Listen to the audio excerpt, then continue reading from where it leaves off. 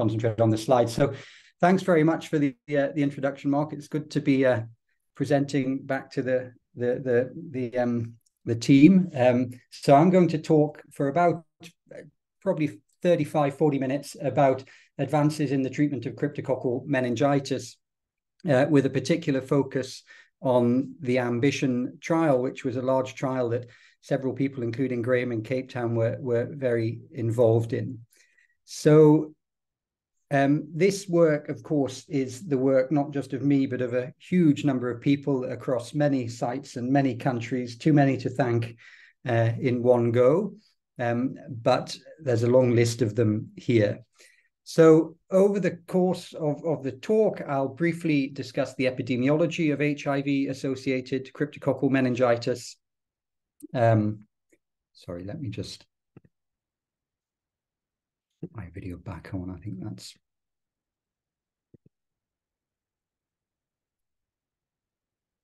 Sorry. The epidemiology of HIV-associated cryptococcal meningitis. Then we'll focus on treatment for the majority of the talk, looking at current treatment outcomes, findings from some recent trials, and the focus on new short course therapies. And then after that, I'll discuss the potential for some adjunctive therapies, novel drugs in the pipeline, and then towards the end, touch on diagnostics and screening and some of the challenges and opportunities ahead for cryptococcal meningitis management. So I'm sure that this audience is very well versed in what causes cryptococcal meningitis. It's this pathogen here, Cryptococcus neoformans. It's a budding yeast. It's around us all the time in the environment. Its natural state is to rot or eat the rotting wood of dying and dead trees. It's found in soil. It's carried around by birds. It's found in bird droppings.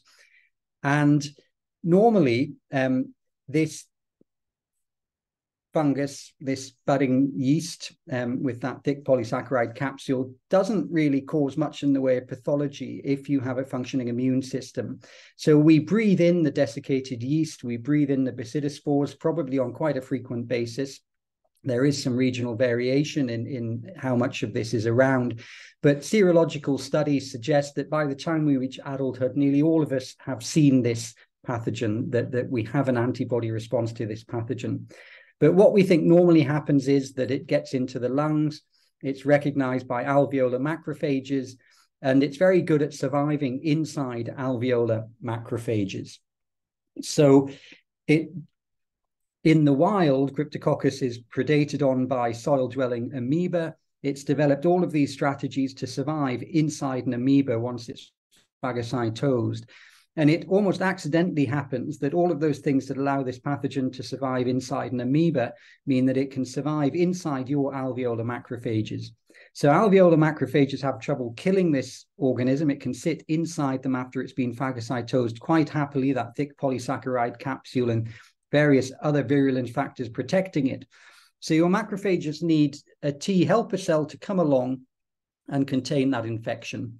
And those T helper cells will either stimulate the macrophage to kill the infection and clear it completely, or they'll wall it off in a granuloma, much like in the case of tuberculosis. And that walled off Cryptococcus will sit there in your lungs probably for the rest of your life and never cause any problems. But if you have a defect in your T cell mediated immunity, what can happen is that if you've got that latent Cryptococcus sitting in the lung, it can reactivate and disseminate in the absence of that CD4 T cell help. Or if you're exposed to Cryptococcus and have a large dose of it without that T helper cell function, it can disseminate. And when it disseminates from the lungs into the bloodstream. And it has a particular predilection for the central nervous system for reasons we're not entirely sure about, but it may be due to one of its virulence factors, which is melanin. So it makes melanin to protect itself from the oxidative burst, just like we have melanin in our skin to protect us from UV radiation and oxidative damage from the sun.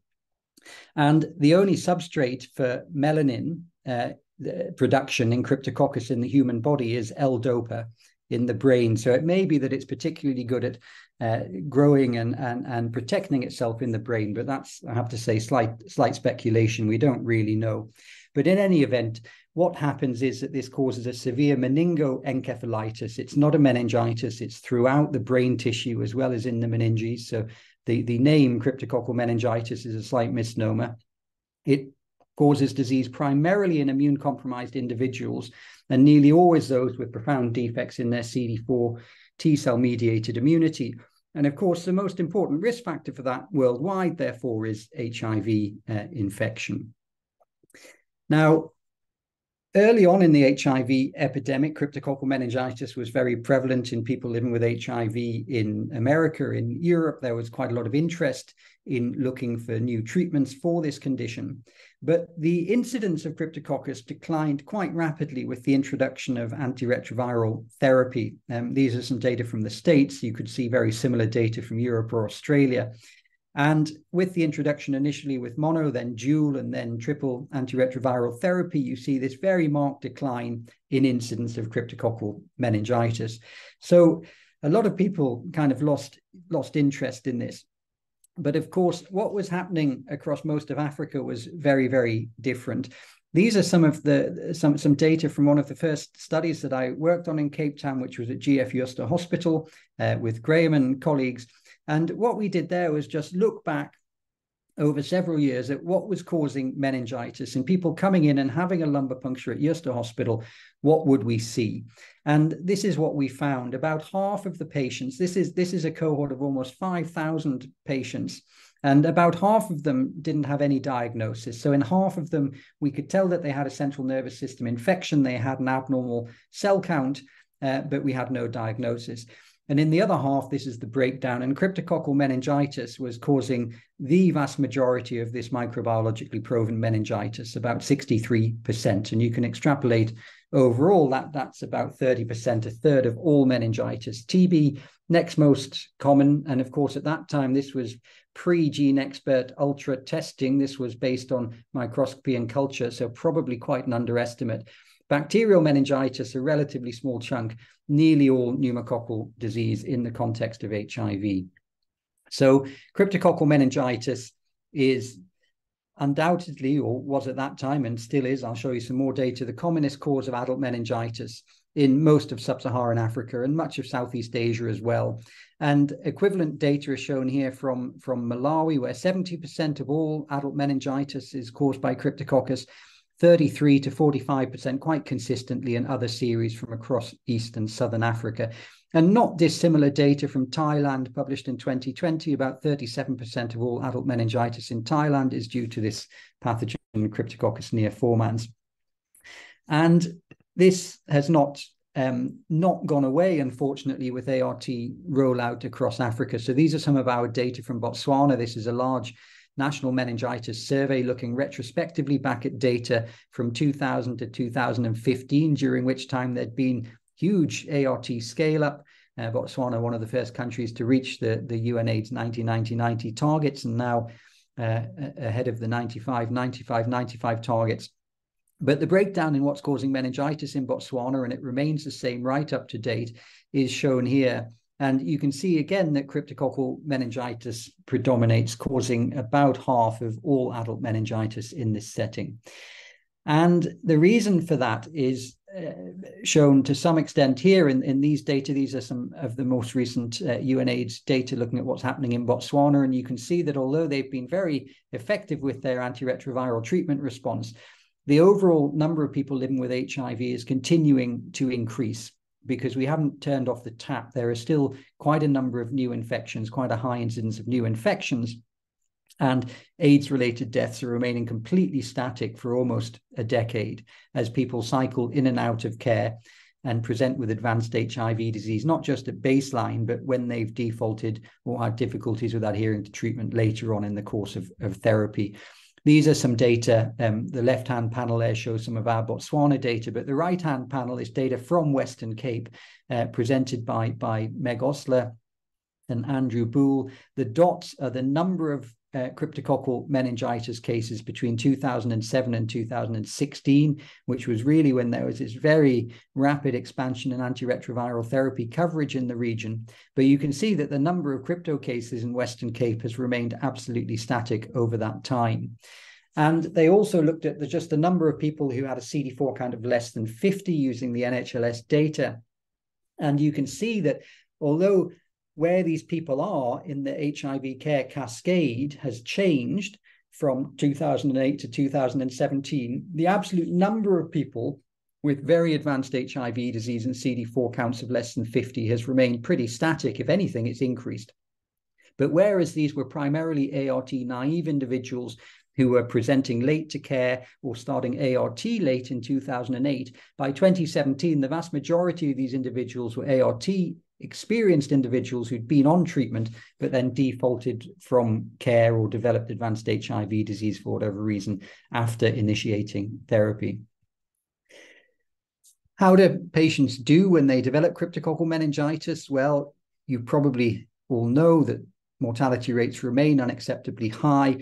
When we set out to start the Ambition treatment trial in 2016, 2017, these were the most recent published data from clinical trials showing that there was about a 36 to 41, so around about a 40% 10-week mortality at 2 weeks using amphotericin B and fluconazole-based treatments, which formed the mainstay of treatments in most of the tertiary referral centers across the region. In many other settings, amphotericin B wasn't even available, so outcomes would have been worse. And unsurprisingly, in routine care settings, outcomes are worse than in clinical trials. These are some data that Seppo Leme, one of the research medical officers in Botswana, produced for one of the projects she did, just looking at routine outcomes in Princess Marina Hospital for the years prior to us starting our clinical trials there. And we were able to link data into the National Death Registry. And you could see that by 10 weeks, 50% of patients treated with amphotericin B and fluconazole had died. By 1 year, that was 65%. So really unacceptably high mortality. And unsurprisingly, given the frequency at which this infection occurs and the severity of disease and the high mortality rates with treatment, it accounts for a very large proportion of all HIV-related mortality. The most recent disease burden estimates are from last year, and it's estimated that cryptococcal meningitis accounts for about 19% of all HIV-related mortality, so a considerable public health problem. Most of the disease burden, as you would anticipate, is in Central, Southern, and East Africa, reflecting where most of the burden of HIV is. Cases do occur in the rest of the world. They're estimated to be about 3,000 cases in the States every year, about 4,500 in Europe. In terms of HIV-associated cases, about the same number of non-HIV-associated cases occurring in individuals with other defects in T-cell mediated immunity, such as transplant recipients, people on chemotherapy, people on biologic agents, etc. So the focus for us and the focus for the rest of this talk is very much on HIV-associated cryptococcal meningitis, because dealing with this is, of course, essential if we're going to end AIDS deaths and meet these very optimistic targets that UNAIDS and others have set to try and end AIDS deaths by 2030. So we're able we've been able to get some interest in this and get some funding for additional research and get this on the radar by bringing this into ending AIDS deaths. So what about treatment? Where did we start? Well, when I first started working in Cape Town in 2000, I first came in 2006 and then 2007, up to that point, the majority of people with cryptococcal meningitis had been getting treated with fluconazole monotherapy. And at that time, the recommended doses were 200 to 400 milligrams per day of oral fluconazole. The advantages of this drug are that it's cheap. In fact, it was donated through a Pfizer donation program. It's an oral drug. It's easy to take. But you can see from these mortality figures here that the outcomes using this treatment really are suboptimal. So this is a fungostatic drug rather than the fungicidal drug. It doesn't really clear your infection very well at all. And the result is that you have very high acute mortality. And also, we used to run into major problems when patients were initiated on antiretroviral therapy with them developing iris, because they still had very high fungal burdens at the time we were initiating ART. And we also saw development of secondary drug resistance with high levels of fungus, viable fungus, still around with long periods of drug exposure. So fluconazole, really not adequate. And even if you increase the doses right up to 1,200 milligrams a day, which seems to be about the optimal dosing, you still have 10-week mortality in clinical trials in excess of 55%. So this drug alone clearly is not adequate. Amphotericin B is the other alternative treatment agent that's widely used, an intravenous agent, much more efficacious, much more fungicidal, but this comes with its own problems. It's quite difficult to administer. Previous treatment guidelines had recommended 14 days of therapy, and it is quite toxic. So as well as having to give 14 days of IV therapy, it can cause a marked thrombophlebitis. That can lead to nosocomial sepsis. Some studies have suggested in up to 15% of patients. It can cause severe infusion reactions. It causes marked anemia with a mean 2.3 gram per deciliter drop in hemoglobin over 14 days, which of course is quite clinically relevant when people are starting with often very low hemoglobins of 6 or 7 to begin with. It can cause renal impairment and potassium and magnesium wasting. So a difficult drug to give, even in settings like Cape Town. But if you're in rural hospitals, particularly in countries outside of South Africa, where you don't have access to blood tests for toxicity monitoring, where there's very few nursing staff to administer intravenous medications, this was a huge barrier to administering this drug. So we really needed some new strategies for effective treatment for cryptococcal meningitis that would be fungicidal and effective, but would avoid many of these toxicity issues. So what could we do? Well, one approach would be to just give a slightly shorter course of standard amphotericin B deoxycholate. So 14 days may be overkill. There were data from animal models suggesting that this is a rabbit model, just giving 3 doses on days 1, 2, and 3 actually led to almost exactly the same fungal clearance from the CSF of these rabbits, as shown in the top 2 panels. And at the end of treatment, the fungal burdens in the brains after just 3 days compared to daily dosing for 14 days were almost exactly the same, suggesting that you could get a very good effect with just a short course of amphotericin B deoxycholate, probably because the drug gets into the site of infection and stays around for quite a long time. So this was tested in what was called the ACTA trial, published in 2017. And the ACTA trial was primarily looking at giving shortened 1-week courses of amphotericin B versus the standard 2-week courses of amphotericin B deoxycholate. But it was a relatively complex trial in that it ended up having 5 arms, because as well as this 1-week versus 2-week comparison, they looked at 2 different partner drugs, either fluconazole in high doses or flucytosine, meaning you had 4 arms, 1 week with fluconazole, 1 week with flucytosine, 2 weeks with fluconazole, 2 weeks with flucytosine. And there was also an all-oral arm of fluconazole and flucytosine. And the headline results are shown there. So you can see that the lowest 10-week mortality was seen in the 1-week amphotericin B plus flucytosine arm, just 24%, compared to 38% with 2 weeks of the same treatment regimen, amphotericin B and flucytosine, which in some ways may seem a bit counterintuitive, but actually it probably makes sense and is what the investigators were trying to prove, that you can get the fungicidal activity with amphotericin B with a much shorter course of treatment than 2 weeks, and you can avoid many of those toxicities and side effects, which evidently were killing patients. So that reduced mortality is probably due to getting that maximal fungicidal effect and avoiding many of the side effects of the 2-week courses of treatment.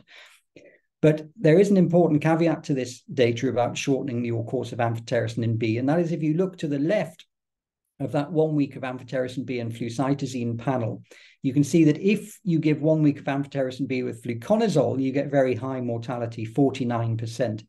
So it looks like in order to shorten the amphotericin B course, you need to have a very active fungicidal partner drug as well in the form of flucytosine. If you give it with fluconazole, it's not adequate. So 1 week of amphotericin B and flucytosine came out on top there. The oral regimen of fluconazole and flucytosine was actually the next best performing regimen in the trial, but still the mortality was significantly higher than with 1 week of ampho and flucytosine. So on the basis of this, the World Health Organization updated their treatment guidelines, and this was put into WHO treatment guidelines shortly after the publication of the trial. What about liposomal amphotericin B? So nobody who develops a fungal infection in the UK or in the States would get amphotericin B deoxycholate anymore. It's simply too toxic, and liposomal amphotericin is used in its place as a much less toxic formulation. And that lack of toxicity means that it can be given in much higher doses due to the lack of nephrotoxicity.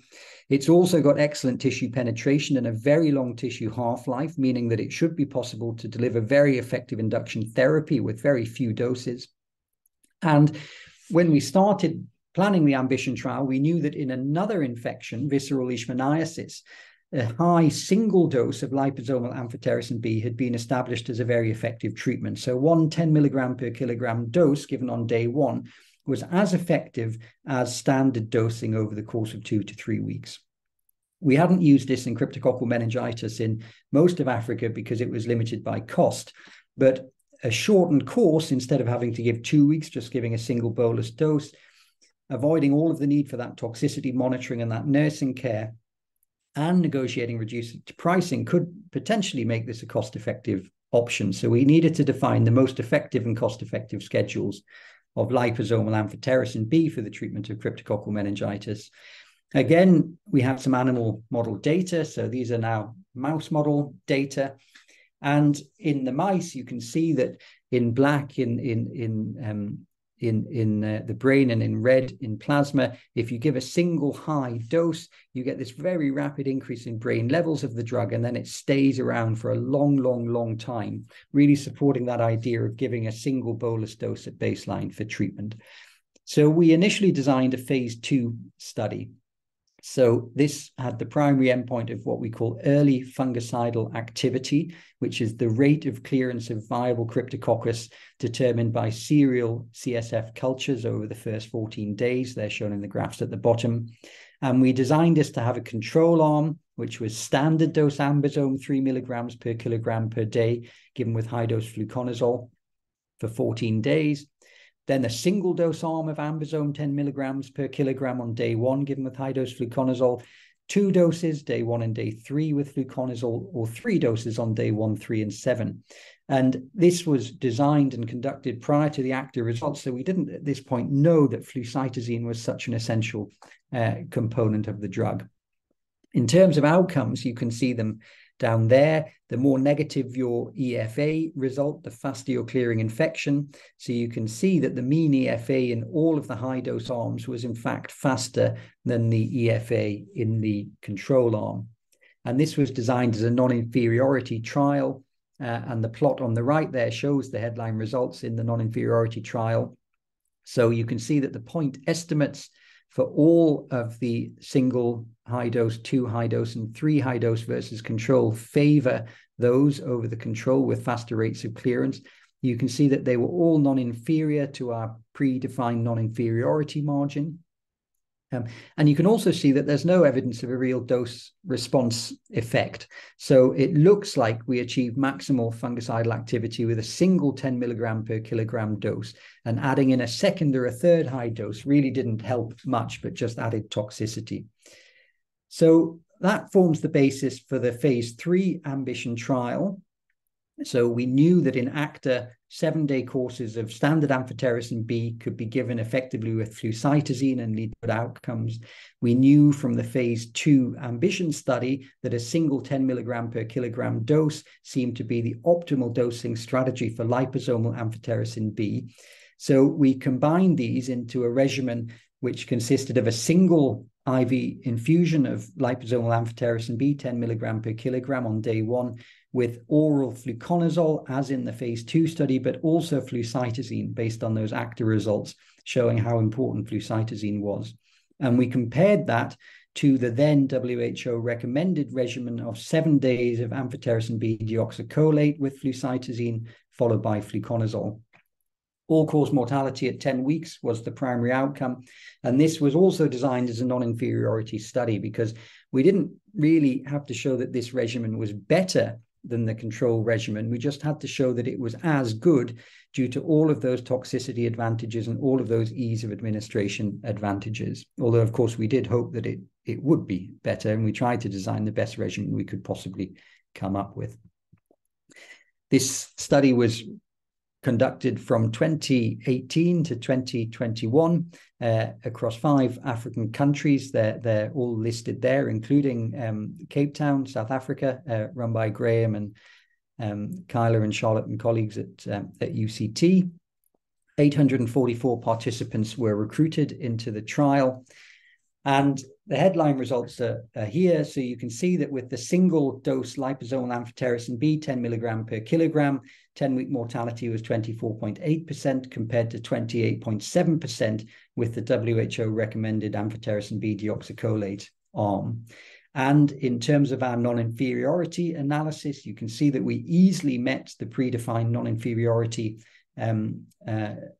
criteria, both in adjusted and unadjusted analysis and intention to treat in per protocol population. So really a very unequivocal and robust result. And in fact, in the adjusted analysis at 10 weeks, the single-dose liposomal amphotericin arm achieved superiority over the control arm. It was also much less toxic. I should have pointed out that the bottom panel in this one, looking at grade 3 or 4 adverse events, shows a significant reduction in toxicity. But I think that 50% to 62% grade 3 or 4 adverse events doesn't really capture the magnitude of the benefits of the single dose regimen. So this is looking at anemia, which is one of the most problematic side effects or toxicities we have with amphotericin B deoxycholate. And you can see that in the control arm, over 40% of individuals developed a grade 3 or a grade 4 anemia during the course of treatment with just 1 week of amphotericin B deoxycholate. And they had a mean drop in hemoglobin to day 7 of 1.9, so around about 2, which is what we see in nearly all of our studies. Almost 20% of them required a blood transfusion in the trial. So that really is significant toxicity and, treatment limiting toxicity and toxicity that would have adverse outcomes if you couldn't give transfusions or couldn't monitor properly. Whereas in the ambisome arm, only 13% of individuals developed a grade 3 or grade 4 anemia with a mean change in hemoglobin of only 0.3. So it really is quite a large magnitude of benefit in terms of toxicity. The trial finished in early or mid-2021 and was presented initially at the International AIDS Society meeting as an oral presentation, and this was picked up on by quite a few of the global bodies interested in this space, including MSF, who put out a press release highlighting the findings of the trial, but making the point that this would only work if we had access to the drug, and pressuring Gilead, the manufacturer of liposomal amphotericin B, to provide that drug at a cheap price. And in response to that statement and the results of the trial, Gilead themselves put out a press statement in which they committed to not-for-profit pricing of liposomal amphotericin for the indication of cryptococcal meningitis. So we were very pleased with that initial outcome. And after we published the full results of the trial in 2022, just 3 weeks later, the World Health Organization updated global guidelines for treatment of cryptococcal meningitis to include the single high-dose liposomal treatment as their recommended first line. And we know that within just a few weeks of that being recommended by WHO, this regimen was already being used in routine care in all of the countries where the trial was conducted, except for South Africa, as well as several other countries, including Eswatini, Mozambique, now Zambia, and others, all helped by, a large amount of advocacy and activist work behind the scenes, and a large Unitaid-funded project through the Clinton Health Access Initiative to make sure that there was access to these medications. It has stimulated quite a bit of advocacy work, and that's unfortunately still needed because Access to liposomal amphotericin B still remains a problem. Gilead have yet to really come through on their promise of providing this at the access price in many countries. In South Africa, it currently costs at least twice what the access pricing is, which means it's still not in the South African guidelines. So there's still work to do to try and reduce the cost of this product and ensure that access is expanded to the drug. Is this applicable to other settings? So one of the questions I always get asked when I present these data in the UK or in the States is, well, what should we be doing here? And guidelines in America and Europe until very recently were all based on quite old data. And in fact, they were recommending a drug regimen that had never been trialed, which was liposomal amphotericin B at 3 to 4 mg per kg daily plus flucytosine for 2 weeks. So this was extrapolated from very early studies looking at the 2-week amphotericin B deoxycholate regimen with flucytosine, which, if you remember, in the ACTA trial was shown to be quite inferior to just 1 week of amphotericin B deoxycholate, but presuming that amphotericin liposomal ampho is going to reduce the toxicity and lead to better outcomes. So high income settings are using guidelines which are based on no clinical trial data. And potentially people in these settings are at risk of being left behind with unnecessarily long and toxic 2-week courses of daily liposomal ampho. So we published an opinion piece suggesting that actually we think this would be applicable to high income settings. The antifungal activity benefits that we've really clearly shown in our trials should apply it to patients anywhere in the world. The beneficial side effect profile should apply anywhere in the world. And of course, acceptability and cost is also a consideration in any setting. And having a drug you only need to give once, having a drug that could reduce days and days of hospital admission potentially in settings where hospitalization is very expensive may well be quite an attractive option. So we would argue that this would be applicable everywhere in the world, not just Africa, where we conducted the trial. So that's the end of the section on short course treatments and the Ambition trial. So I'll talk briefly now about whether we have any possibility of lowering mortality any further with adjunct therapies, because you will have noted if you were looking closely at the primary outcome that our mortality with the high-dose liposomal amphotericin B treatment and flucytosine is still in the region of 25%, almost a quarter of patients dying by 10 weeks.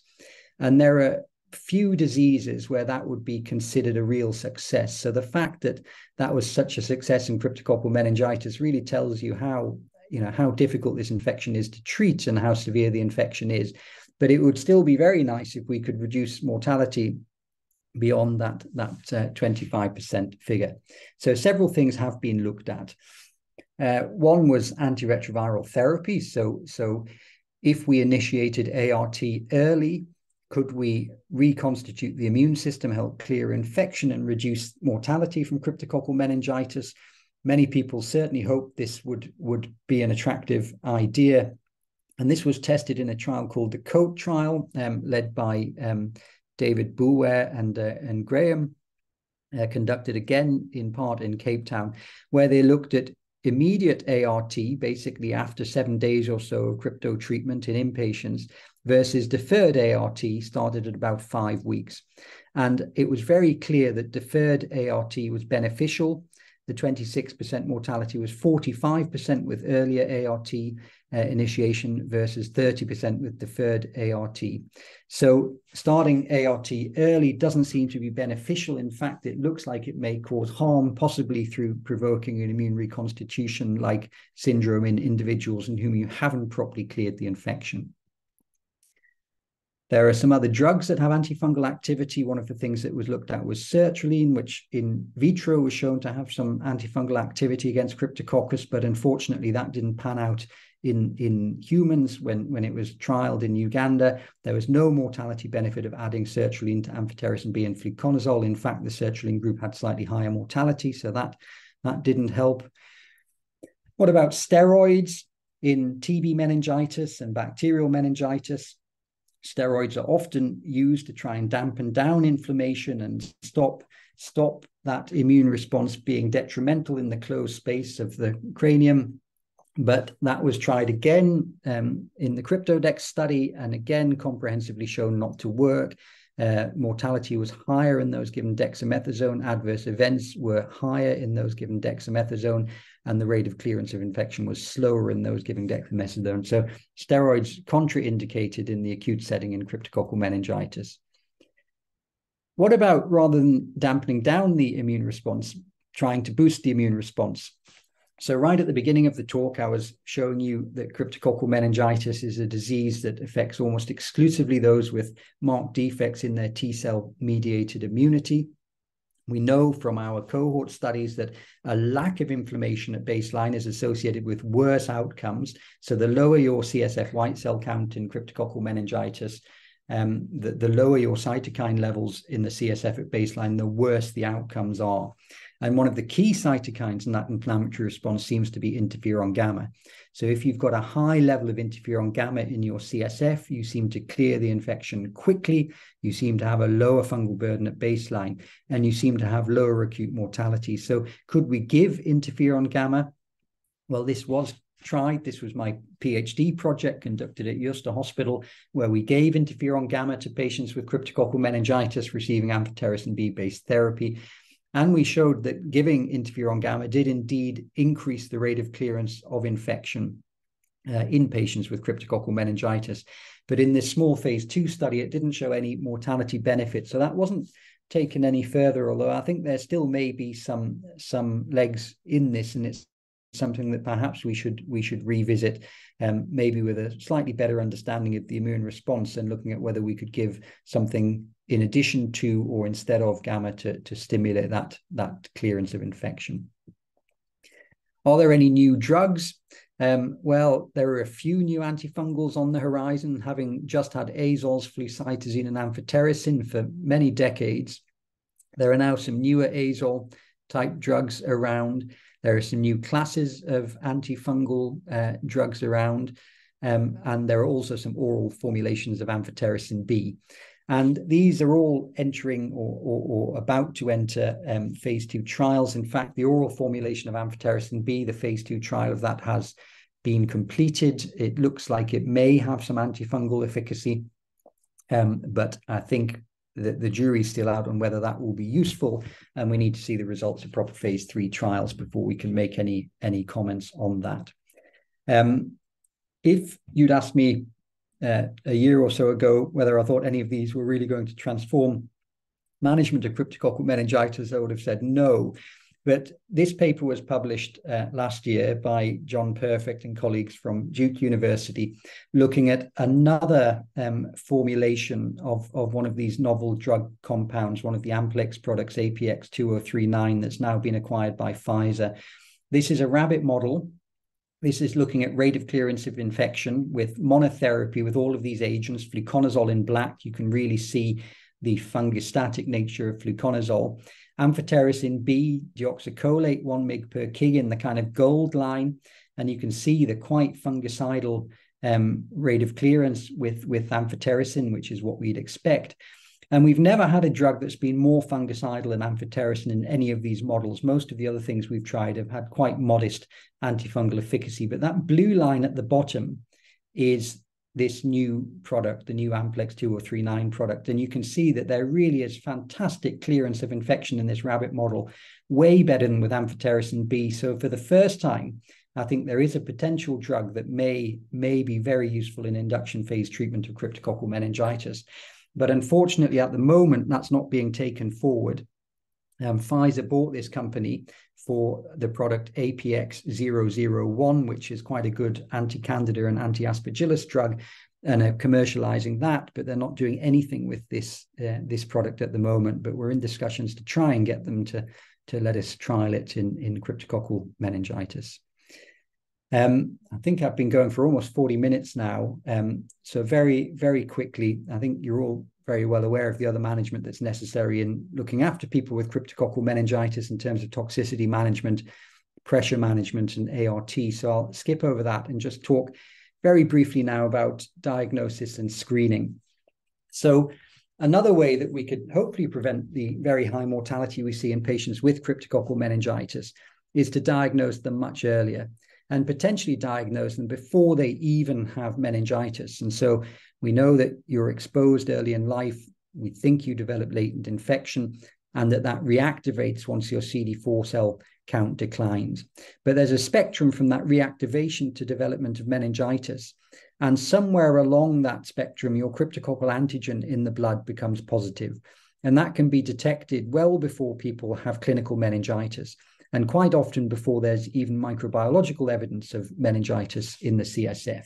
So it would be ideal if we could intervene here, detect those individuals, and stop them getting meningitis.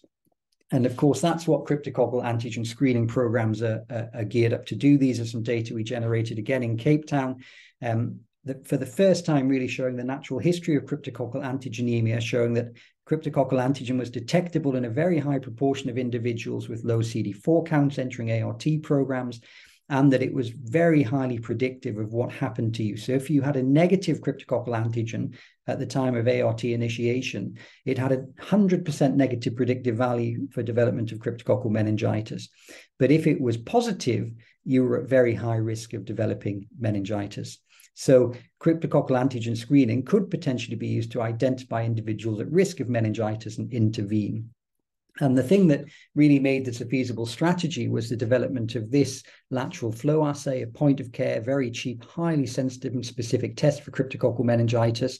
Again, these are some of the initial validation studies we did at Worcester Hospital, showing that it compares very well to conventional antigen testing and was highly sensitive.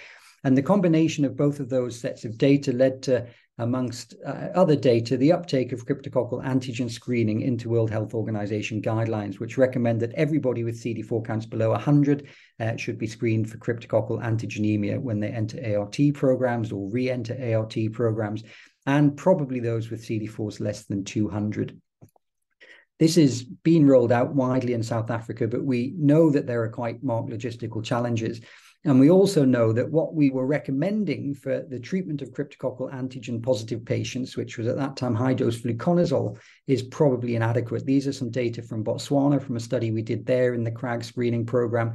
And you can see that despite fluconazole treatment, CRAG positive individuals have a mortality almost 2 to 3-fold higher than CRAG negative individuals, even though they weren't getting overt cryptococcal meningitis. And those data have been replicated in several other places. And some post-mortem studies done in Johannesburg suggest that even though these patients don't seem to be developing meningitis, they still have evidence of cryptococcal infection. So it may well be that we're not treating them aggressively enough. There's a new cryptococcal antigen semi-quantitative test coming on board, which may help us stratify these individuals and work out, well, who is at risk of death and who is at risk of having meningitis. We've got some preliminary data suggesting this may be a good thing, but we just need to get a bit more definitive data before that can be rolled out. And there are now several trials looking at enhanced treatment in this group of individuals with cryptococcal antigenemia before they get meningitis, including one being run in South Africa called the EFFECT trial, led by Nilesh Govender and Sheila Malloy at UCT and WITS. And this is looking at giving that oral fluconazole and flucytosine regimen to individuals with cryptococcal antigenemia rather than just fluconazole alone. And another study in Uganda called the Acacia trial is looking at giving single high-dose liposomal amphotericin B to these individuals. So still more work to be done there. So I think I've been talking for about 40 minutes now. So I'll stop there. Mark, very happy to take any questions. Fantastic, Joe. Thanks so much. What an amazing talk. Really unbelievable. Just beautifully paced, incredible information and real learning experience for us. Thanks so much. There are a lot of people in the room, and there are people online. And if you'd like to ask a question, please raise your hand. If I may just ask first, Joe, just the issue of resistance, fungal resistance in Cryptococcus. There's always been this question around patients who are returning with cryptococcal meningitis despite ART reconstitution, whether this is a defect in antigen-specific immunity, whether it's resistance. What is happening? What's the understanding of antifungal resistance with Cryptococcus, and what might be the impact of sort of increasing the amount of drugs we use in prophylaxis in relation to that, if it is a problem? Yeah. So resistance to azoles, fluconazole in particular, was quite a large problem when we used azoles as initial therapy. So for those reasons that I outlined at the beginning of the talk, that this is a fungostatic drug, that you have a high level of a drug and you've still got a high level of fungus, it was quite common to develop fluconazole resistance during the course of treatment. And there were several mechanisms by which that could happen. But one was it developed aneuploidy, so multiple chromosomes being replicated, which led to a lot of an efflux pump, which meant that you got rid of the drug. So over the course of a patient being treated with fluconazole, you could see this heteroresistance developing, whereby at 2 weeks, most of the Cryptococcus that was surviving had developed resistance to the fluconazole. And we also saw major problems in terms of relapses with people who'd been treated initially with fluconazole, then having very high fluconazole MICs when they came back with a relapse episode. Since we've moved to amphotericin B-based treatments and very fungicidal initial therapies, those problems with fluconazole resistance have, by and large, in areas where we're doing that, disappeared. We don't generate that fluconazole resistance anymore when we're using it in partnership with other highly fungicidal drugs. And giving it afterwards as secondary prophylaxis, once you've cleared the infection, doesn't seem to be a risk for resistance. So it was a problem. As long as we're using combination therapy at the moment, it doesn't seem to be a problem. There is one slight caveat to that, which is that in some areas, so in Uganda, this is a problem. They have very widespread agricultural azole use for treating banana blight, which is one of their main crops. And we know that in Uganda, quite a lot of the fluconazole, the Cryptococcus that you find in the environment as a result of that is already fluconazole resistant before it's got anywhere near a patient. Now, if you treat them again with amphotericin B, that's probably all right, but you can imagine that that might become a problem in terms of secondary prophylaxis if that continues to expand. Resistance to amphotericin B is almost unheard of for reasons that I'm not entirely clear about, but we don't see it as a problem. So, and the use of fluconazole, obviously to try and prophylax against, as we've been doing with the CRAG positives. I mean, do you feel that the burden is probably too low for that to have caused resistance to to fluconazole? Well, I think that the reason we're doing these trials like the EFFECT trial and the Acacia trial is because there's increasingly a recognition that fluconazole monotherapy in that group of individuals is inadequate. Now, the reasons for it being inadequate, we're not totally sure of, and the contribution of resistance to that inadequacy, we don't know, but it may be a contributing factor. But I think the move is to move to combination therapy in that group. We're just trying to generate the evidence for that. Thanks, Joe. Over to Graham. Yeah, thanks, Joe, for a brilliant overview. Just interested in your thoughts as to where the field is going in terms of further treatment research.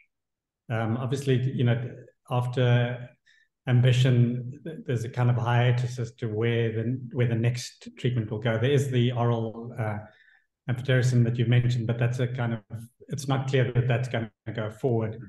If a large funder came to you tomorrow and said, we'll fund a big research program to try and reduce that 25% mortality more substantially, what do you think the research program going forward should be in terms of the novel agents? Yeah, so I think if you are focusing specifically on treatment of individuals once they've got cryptococcal meningitis, so I would say that Amplix 2039 product looks extremely promising. I mean, that's the best in vitro data for fungicidal activity of any drug that's ever been seen. So getting hold of that drug and working out where that could fit in treatment would be very, very interesting, either in combination with AMPHO or in place of AMPHO. And having options is always good. So even finding something as good would be worthwhile. But I think that might be might be superior. And I suppose there is a question about whether, well, if we just give more fungicidal drugs, is it actually going to improve outcome at this point? Or have we reached a kind of a ceiling where the patients are so sick by the time they come in that clearing the fungus any faster actually won't make any difference? I don't know, but I think it might do if you had a really good fungicidal agent. I can't see that it would be detrimental. You'd think that all the data we have so far is that the faster you clear, and particularly if you can avoid toxicity, the better you do. So I'd be interested in looking at that. One of the former Mycovia products, which I forget who's bought that now, but this is this long, very, very long-acting azole, which has been shown to have good, there's a Viamet product, Mycovia have it now, very good antifungicidal activity, but it's got this very, very long half-life. And as a result, the FDA have only licensed this for use in men, because in women, they're very worried about this prolonged azole exposure and, teratogenic activity and pregnancy risk. But that looks like it could be a very useful drug in crypto, because it's very long acting. So you could give it as a partner to your single dose of ambisome as a one-off. And also you could give prophylaxis, secondary prophylaxis in a monthly dosing almost rather than daily dosing. So I think that's quite promising. And I think we could do a trial in men, but I also think that you could advocate for use in women of childbearing age. Cryptococcus is a life-threatening infection. The risk-benefit is very different. And if you could put in place effective contraception, then I think it could be used. So I think those are the two novel pharmaceutical agents that are coming down the pipeline. I mean, I think there's a lot that we could do in terms of immunotherapy. Now, that is, everyone kind of rolls their eyes and I think thinks that's completely impractical. But if you look at what's happening in cancer treatments for diseases that carry the same mortality, people have been incrementally looking at manipulating immune responses and, working on these kind of things for years, and it's improved outcomes. And we have a disease that carries that kind of mortality risk. And I think that we could improve things with some adjunctive immune therapy. And we're doing a lot of work with the ambition samples, looking at the host transcriptome, looking at more cytokines, neuronal damage markers and things, and some T-cell immunology work, trying to work out, well, how could you manipulate the immune response to improve outcomes? So I think that if anybody would fund that, that would be something that would probably, or could work. It's just trying to persuade people that these patients are worth exploring that in. Thanks, Joe. Joe, my old favorite, thalidomide and its analogs, has, we know it in some patients, it can be transformative in tuberculomas.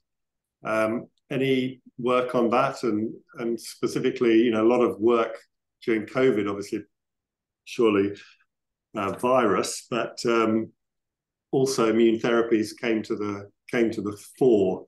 So what in addition to steroids has been tried? Well, I think that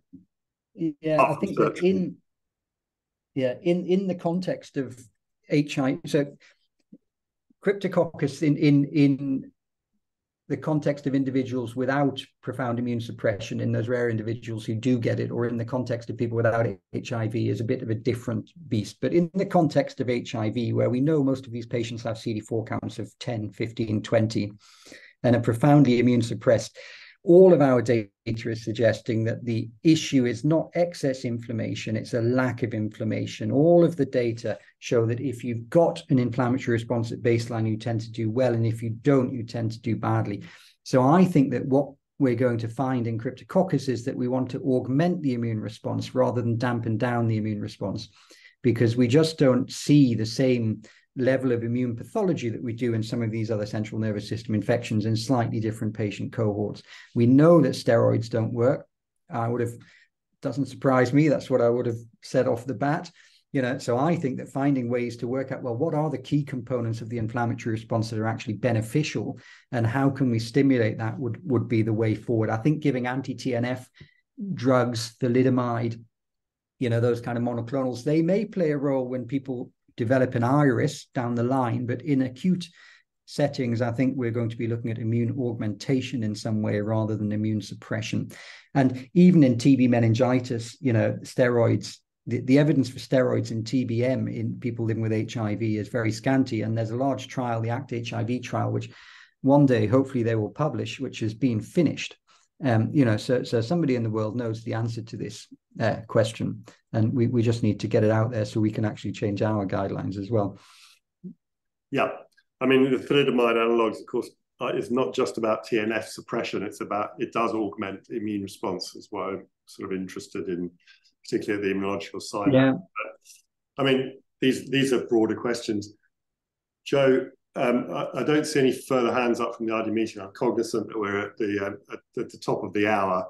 I mean, really, that was a brilliant overview. I really appreciate you spending time with us and giving us that educational experience. And the ID room is clapping online, which is great. And and I hope that you'll be back in Cape Town sometime soon, and we can meet up. So thanks, really appreciate it.